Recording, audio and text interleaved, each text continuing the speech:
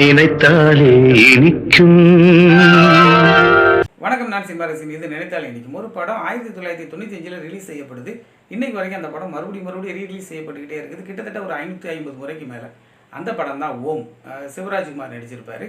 Direction வந்து உபேந்திரா, அம்சலேகா மியூசிக்கு. அதே படம் மறுபடியும் 1997 தெலுங்கில் ரீமேக் செய்யப்படுது. ஓம்காரம் அப்படிங்கிற பேரில் டாக்டர் ராஜசேகர் நடிக்கிறாரு. அந்த படம் தமிழில் டப்பிங் செய்யப்படுது. 98 காலகட்டத்தில் எங்கள் ஊரில் நான் பார்த்த படம் தான். அப்போது அந்த படத்துடைய பேர் வந்து ஓம். ரொம்பவே சூப்பரான ஒரு ஆக்ஷன் த்ரில்லர். இந்த படத்துடைய பெரிய ப்ளஸ் என்ன அப்படின்னு எடுத்துக்கிட்டிங்கன்னா, வழக்கமாக சினிமாவில் கேங்ஸ்டர் இருப்பாங்க, ரவுடிகள் இருப்பாங்க. ஆனால் இந்த படத்தில் நிஜ ரவுடிகள், ஹைதராபாத்தில், சென்னையில், ஆந்திராவில் இப்படி ஒரு 3-4 ரவுடிகளையும் இந்த கதையில் கொண்டு வந்திருப்பாங்க. அவங்களை இன்டர்வியூ பண்ணுற மாதிரி இந்த கதையில் ஒரு கேரக்டர். ஒரு பத்திரிகையாளர், ஒரு லேடி, அவங்க ஒரு புத்தகத்தை எடுத்துகிட்டு இந்த 3-4 பேரை சந்தித்து ஆளுக்கு ஒரு புத்தகத்தை கொடுக்குறாங்க. அந்த புத்தகத்தில் ஓம்னு எழுதப்பட்டிருக்கு.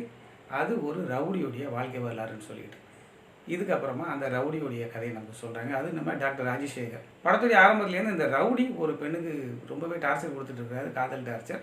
அந்த பெண் தான் கதை நாயகி பிரேமா.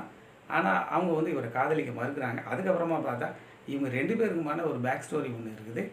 ஏன் இவர் ஒரு அப்பாவியாக இருந்தவர் ரவுடியாக மாறினார், அவரை ரவுடியாக மாற்றினதே இந்த பெண் தான் அப்படிங்கிறதுக்கான ஒரு ஸ்டோரி இருக்கும். அவங்க ஏன் அதை செஞ்சாங்க அப்படிங்கிறதுக்கான இன்னொரு பேக் ஸ்டோரி ஒன்று இருக்கும். இப்படிப்பட்ட ஒரு திரைக்கதை ரொம்பவே இன்ட்ரெஸ்டிங்காக இருந்தது. இப்படிப்பட்ட ஒரு ரவுடி எப்படி கிளைமேக்ஸில் மாறுறாரு அப்படிங்கிறதுக்கு இந்த கதாநாயகி காரணமாக இருப்பாங்க. அதுவும் கிளைமேக்ஸில் வந்து இந்த ஹாஸ்பிட்டல் போர்ஷனில் அவரை கொல்ல வருவாங்க ரவுடிகள். அந்த இடத்துல அவர் அந்த துப்பாக்கிலாம் தூக்கி கீழே போட்டுட்டு ஒரு நல்ல மனிதனாக மாறுறது. புத்தகத்தை படித்து அந்த நிஜ ரவுடிகள் இருக்காங்களா, சினிமாவுக்கு அப்பாற்பட்டு வெளியில், அந்த 3 ரவுடிகளுமே கடைசி பக்கம் மட்டும் அதில் இருக்காது. ஸோ அந்த நபரை பார்க்கணுன்னு சொல்லி வர்றதும் கிளைமேக்ஸில் இவர் வந்து ஒரு இயல்பான வாழ்க்கை வாழ்ந்துட்டுருப்பார். Criminals are not born, they are made அப்படிங்கிற ஒரு டேக்லைனில் தான் இந்த படத்தை உருவாக்கியிருப்பாங்க.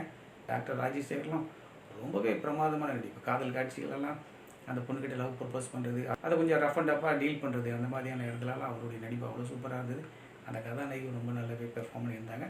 பட்டம் முழுக்க விட்டு குத்து ரத்தம் தான். அப்புறமா அந்த கேங்ஸ்டரு, அவங்களுக்குள்ள சில பிரச்சனைகள், இந்த மாதிரியான ஒரு கதைக்களம் தான். இந்த படத்தை மக்கள் திரும்ப திரும்ப பார்த்ததுக்கான காரணம் என்ன அப்படின்னா, அந்த ஸ்டோரி நரேஷன் அவ்வளோ சூப்பராக இருந்தது. நீங்கள் இந்த படம் பார்த்துருந்தீங்கன்னா கமெண்ட்டில் பதிவு செய்யுங்க. 2 மீண்டும் சந்திப்போம். இந்த சேனல் பிடிச்சிருந்தா லைக் பண்ணுங்கள், கமெண்ட் பண்ணுங்கள், ஷேர் பண்ணுங்கள். நன்றி.